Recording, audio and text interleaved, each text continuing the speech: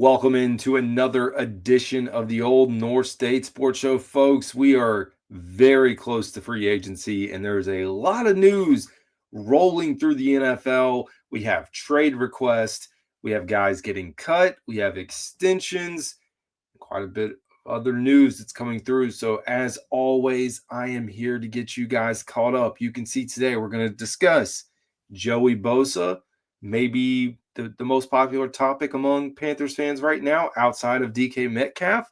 You can see DK Metcalf is on the agenda. Zack Baun, is he going to be a Panther? Nope. Door is closed. We'll talk about that, as well as Max Crosby. And then we've also got a few tidbits of information at the end, some small pieces that we will get you updated on. It's a busy time of year.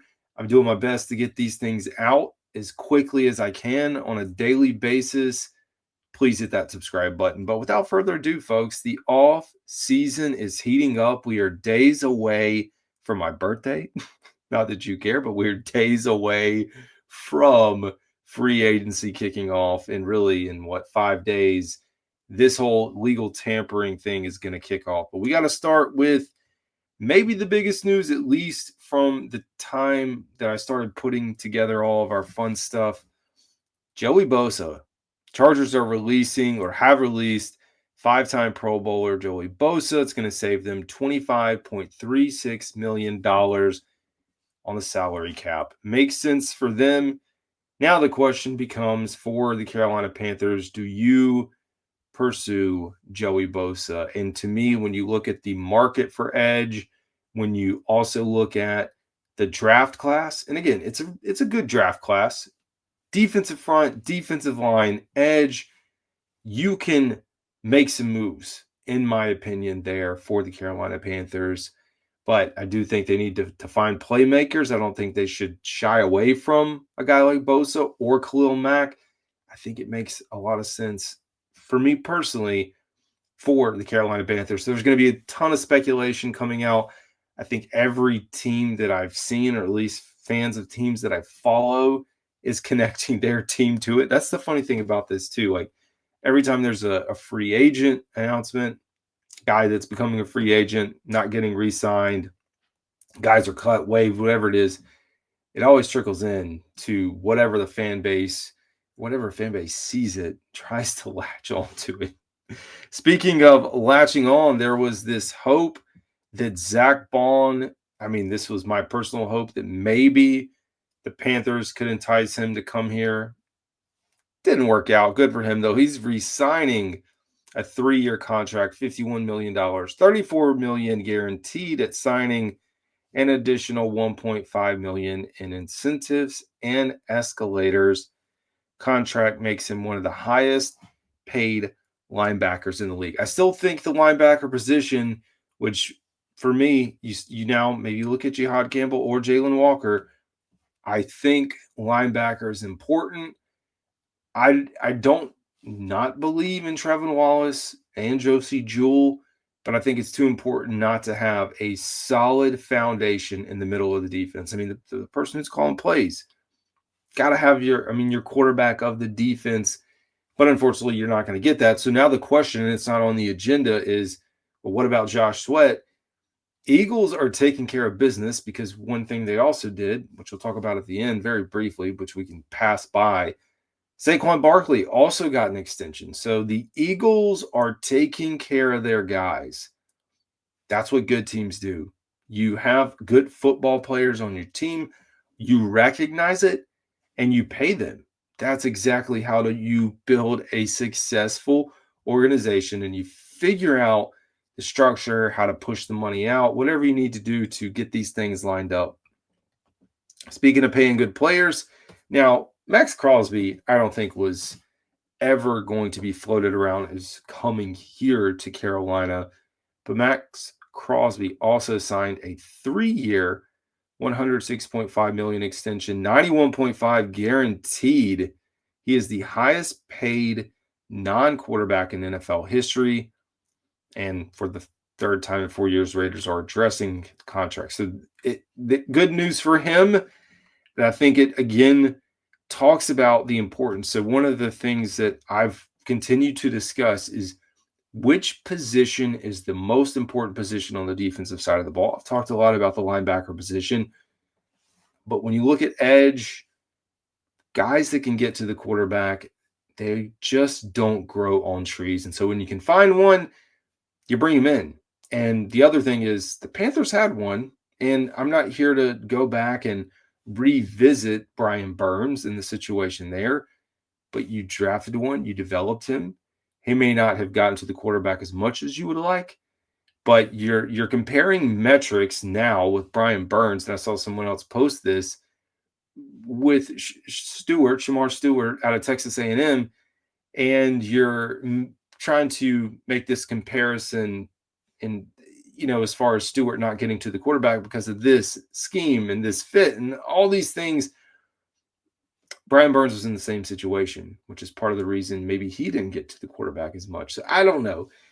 All that to say, man, it's just a wild time. But now probably the news that fans care about the most right now, because the wide receiver position is the sexy position. It's the one that everyone has been raving about, and as the market dwindles up and really there is no market, there really isn't many available options.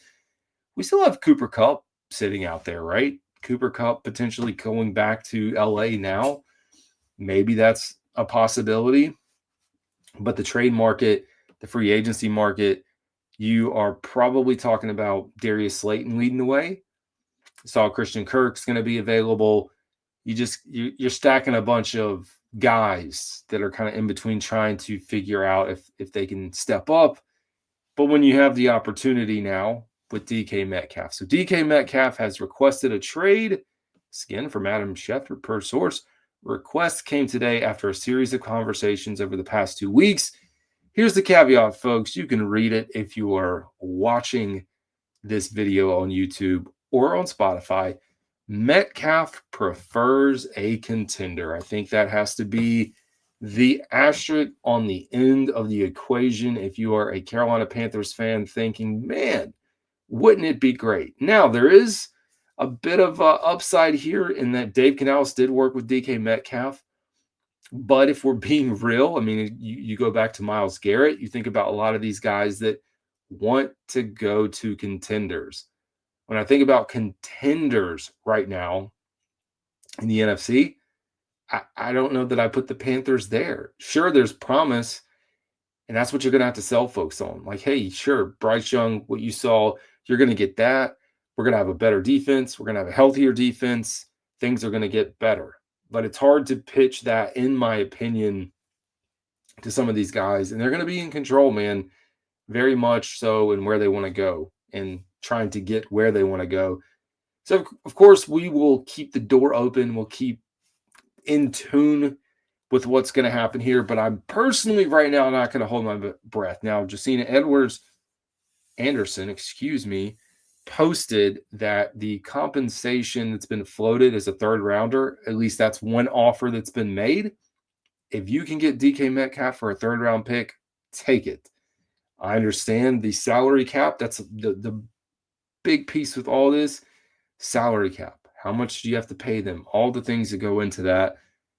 But it's hard to bypass a player like DK Metcalf, in my opinion. The Panthers need it. So, and you have very limited resources. So anyways, we'll close it out today looking at a few other highlights. So you also, if we're talking about connections to the Seattle Seahawks and Dave Canales, Tyler Lockett has been released. Is there a chance that Tyler Lockett wants to make his way? He's a veteran. Of course, he's going to have experience with Dave Canales. You continue to hear the mix between veteran and young guys in the mix that they want to put here in Carolina. So maybe it could be a possibility. We talked about the extension for Saquon Barkley, well-deserved. Philadelphia Eagles seem to be right on track. Again, we'll continue to find out who else they bring back. Are they able to retain everyone? I don't know. We're going to find out. And lastly, this was probably when you look at, there's been a lot of news floating.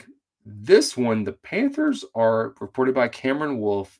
They truly are in the mix right now for Javon Holland, the safety. So coming over from the Miami Dolphins, he's going to command $15 to $20 million. It's expensive. You can look at the salary cap right now and say, well, how does that work? It's all going to be about how you push this out a few years and you kind of stack up the salary. Remember, 2 years ago, when the Panthers were getting started, they didn't have a lot of money to work with. So he pushed a lot of it down the road, which you see the Miles Sanders, the Shai Tuttles, a lot of these bad contracts, guys, Hayden Hurst, Bozeman, guys that are no longer here. You take the money and push it down, and that's how the payment ends up working. But anyways, that one is positive news. Panthers need help. I mean, personally, I have not looked at the safety market to know where this is going to fit, but clearly one of the highest paid safeties. He's a young guy. We need young, we need depth. So anyways, folks, that is going to do it for today's episode. If you are still tuned in and you want to be a part of the show, 910-679-6927. Call, leave me a message. I'll continue to record. Again, lots of travel coming up over the next week and a half. Have to build a backlog. Going to do what I can to get some content out. And then, of course, dive in deep to free agency once I'm back. But we'll continue to put out videos. As always, this is Carolina Dad. Y'all have a good one.